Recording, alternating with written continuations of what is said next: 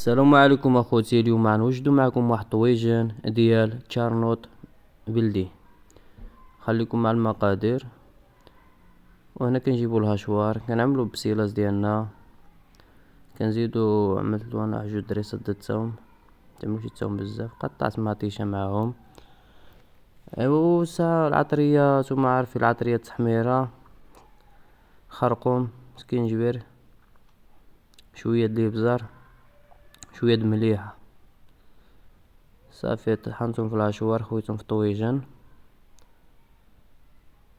صافي هنايا نعمل العطرية ديالي، عملت تحميرة، شوية كمون، شوية د الابزار، مليحة على حسب الذوق، سكينجبير، الخرقوم.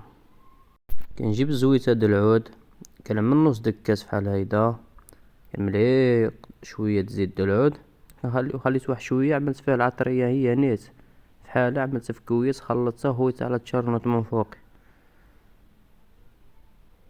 صافي هنايا جبت التشرنوطات ديالي كنقطعهم، كتفتحوهم فحال ما هيدا، كتديو غير اللب، غير الداخلاني. صافي خصو شي مسمادي باش كيقطعو شي تقطيعة مزيونة. صافي كتفتحو الجلدة الاولى، كتزيدو تفتحو الجلدة الثانية وكتقشرو التشارنوط. صافي قشرة الجلدة كتسيبوها، كتديو غير النقعة اللي من داخل. صافي فحال ما هيدا كتقشرها. صافي كتدي الداخلاني ديالها فحال ما هيدا كما كتلاحظوا معايا. صافي شللتها شوية بالماء. صافي وغنقطع التشارنوطة الثانية. صافي حتى هي كنحلها فحال ما هيدا. ردوا بان يديكم. صافي هنا غسلتهم بجوج بيهم، غسلت القطاعة. صافي هنا غنقطعهم شرائح صغيرة، قطعتهم صغارين يعني بالعربية، قطعتهم تقطيعات صغارين. صافي ومطيشة ديالي دابا كانت كتشحر فوق بوطة كتشحر. صافي ديك كطيب مزيان.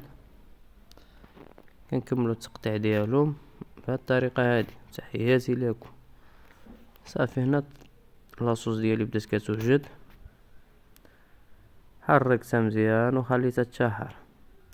انايا جبت واحد شوية سمن بلدي، سمن حار، عملت واحد شوية، خلط العطرية في الكاس، حرك يا ما تحرك، خويتها على ديك البركة د التشارنوط اللي عندي. صافي ملي خويتها على التشارنوط سكنت الطويجن بدا كيقرقر، خويتها فوق الطويجن. صافي شرحت على الطويجن من فوقي، ايوا غطيت الطويجن وخليتو يطيب. كيجي فحال مذاق ديك الكامبا، وهي اصلا حوت تشارنوط بحال الكامبا. صافي هنا الطويجن تقلى، عرفتي تبارك الله شي حاجة واعرة. وما تنساوش تخليو لي الرأي ديالكم في كومونتير.